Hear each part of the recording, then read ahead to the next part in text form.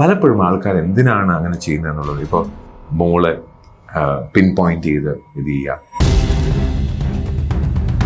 അങ്ങനെ ഓരോരുത്തർക്കും ഓരോ റീസൺ ഉണ്ട്. പക്ഷേ ഇത് ചീപ്പ് പബ്ലിസിറ്റി, ഒരു പോപ്പുലാരിറ്റിക്ക് വേണ്ടിയിട്ട് ഒരാളെ വട്ടം വരച്ച് അവരെ നോവിച്ച് ചീത്ത പറഞ്ഞ്, എൻ്റെ മോനെ പറ്റി എന്തെങ്കിലും അവർ കമൻറ്റ് ചെയ്യുകയാണെങ്കിൽ, എൻ്റെ വൈഫിനെ കുറിച്ച് കമൻറ്റ് ചെയ്യുകയാണെങ്കിൽ ഞാൻ പ്രതികരിക്കും. ബിക്കോസ് എൻ്റെ മോക്ക് വിഷമായി, മോക്ക് വിഷമായി, അതെല്ലാം എന്നെ ഹേർട്ട് ചെയ്യും. അവർ 100 കഥകൾ ഉണ്ടാക്കിക്കൊണ്ടെന്നാലും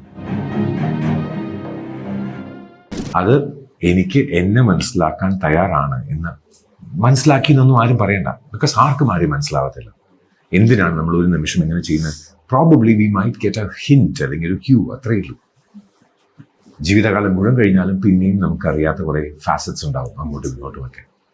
അപ്പോൾ മനസ്സിലാക്കാൻ ശ്രമിക്കാം, കൂടെ ഉണ്ടാവും. അല്ലെങ്കിൽ ഒരു തീർത്ഥയാത്രയ്ക്ക് കൂടെ ഡ്രൈവറായിട്ട് ഞാൻ ഉണ്ടായിക്കോട്ടെ എന്ന് ചോദിച്ചു, ഇപ്പം ഡ്രൈവറായിട്ട് എന്തിനാ എൻ്റെ കൂടെ വന്നോളൂ എന്ന് പറയുന്ന ആ ഒരു മനസ്സ് കാണിച്ചതിന് ഐ ഷുഡ് താങ്ക് ഹർ. ആ താങ്കിങ്, ആ ഒരു ഗ്രാറ്റിറ്റ്യൂഡ്, പിന്നെ മോളും മോനും എന്നെ അക്സെപ്റ്റ് ചെയ്തതും, ഇതെല്ലാം കൂടെ ചേരുമ്പോഴാണ് what I would say that എൻ്റെ ഭാഗത്തു നിന്നുള്ള ആ ഒരു ഫീലിംഗ്. മാരേജ് കഴിഞ്ഞിട്ട് മോള് വിളിച്ചിട്ട് എന്താ പറഞ്ഞേ? എനിക്ക് I am more a father to കൂടെ. നമ്മളെ കല്യാണത്തിന്റെ സമയത്ത് മുഴുവനും മോനും മോളും ഞങ്ങളുടെ കൂടെ തന്നെ.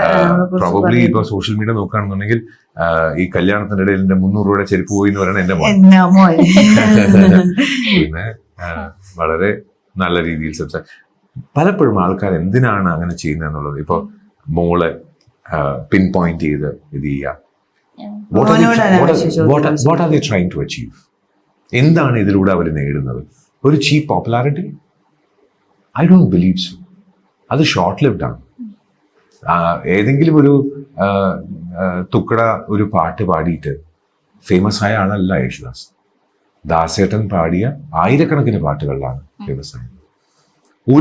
ജസ്റ്റ് ഒരു സിക്സർ അടിച്ചതിലല്ല തെണ്ടുൽക്കർ നമ്മൾ അറിയുന്നത്. He was A seasoned player. Dhoni 2 world cup നമുക്ക് നേടിത്തന്നുകൊണ്ടാണ് നമ്മൾ ഇപ്പോഴും ഒരു ക്യാപ്റ്റൻ എന്നുള്ള രീതിയിൽ ധോണിയെ കാണുന്നത്. അങ്ങനെ ഓരോരുത്തർക്കും ഓരോ റീസൺ ഉണ്ട്. പക്ഷേ ഇത് ചീപ്പ് പബ്ലിസിറ്റി, ഒരു പോപ്പുലാരിറ്റിക്ക് വേണ്ടിയിട്ട് ഒരാളെ വട്ടം വരച്ച് അവരെ നോവിച്ച് ചീത്ത പറഞ്ഞ്, where are we heading to? ഇതാണോ നമ്മൾ മനുഷ്യർ ഇങ്ങനെയാണോ ചെയ്യുന്നത്? നമുക്ക് നല്ല കാര്യങ്ങൾ പറയാം. ഞാൻ എപ്പോഴും പറയുന്നത്, എൻ്റെ ക്ലാസ്സസിലെല്ലാം പറയുന്നത്, പണ്ടത്തെ കാലത്ത് ആൾക്കാർ പറയുന്നത് നല്ല മഴ, നല്ല വെയിൽ, നല്ല തലവേദന, നല്ല വയറ്റുവേദന എന്ന് പറയുന്നത് എല്ലാം നല്ലതായിരുന്നു. ഇന്നാണ് അത് ഒടുക്കത്തെ മഴ, പണ്ടാറടങ്ങിയ വെയിലും അല്ലെങ്കിൽ മുടിഞ്ഞ കാറ്റും ഒക്കെ ആയത്.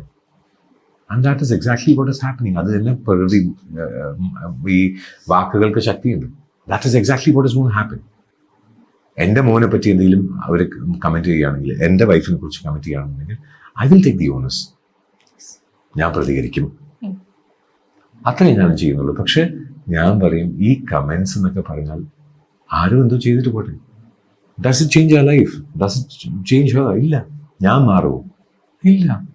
ആൾക്കാർ ഇനി എന്തൊക്കെ പറഞ്ഞാലും, അവർ 100 കഥകൾ ഉണ്ടാക്കിക്കൊണ്ടെന്നാലും, എൻ്റെ കുഞ്ഞുമോൾ എനിക്ക് കുഞ്ഞുമോൾ തന്നെയാണ്, എൻ്റെ മക്കൾ എനിക്ക് മക്കൾ തന്നെയാണ്. അത് മാറാനൊന്നും പോകുന്നില്ല. അത്രയ്ക്കൊക്കെ ആലോചിക്കാനുള്ള പ്രായം എത്തിയിട്ടുണ്ട്. അവർ പറയുന്ന പ്രായം കൂടുതലാണെങ്കിലും ശരിക്കും പറയുന്നുണ്ട് ഏജ് കൂടുതലാണെന്നൊക്കെ ഉള്ള കാര്യങ്ങളൊക്കെ കമന്റ് ഇടുന്നവർക്ക് എന്തും ഇടാലോ. അപ്പൊ അങ്ങനെ പറയുന്നുണ്ട്. ശരിക്കും നിങ്ങൾ തമ്മിലുള്ള ഏജ് ഡിഫറൻസ് എങ്ങനെയാണ്? She is 1984, I'm 1975. അത്രേ ഉണ്ടാവുള്ളൂ. പക്ഷെ എല്ലാരും പറഞ്ഞുണ്ടാക്കുന്നത് ഞാൻ 75 ഒക്ടോബർ 4 ആണ്. ഇനിയിപ്പോ ആധാർ കാർഡ് ഇവർക്ക് വേണമെങ്കിൽ ആധാർ കാർഡ്. 40 വയസ്സായി. 49. പക്ഷെ അങ്ങനെയല്ല കേട്ടോ, പുറത്ത് പറഞ്ഞു നടക്കുന്നത്. എനിക്ക് 43. അതെ. അപ്പൊ ചിന്തിക്കുന്നുണ്ടോ എന്തുകൊണ്ടാണ് ഇത്രയും ഫ്രസ്ട്രേഷൻ എന്ന് ചിന്തിക്കാറുണ്ടോ സാർ?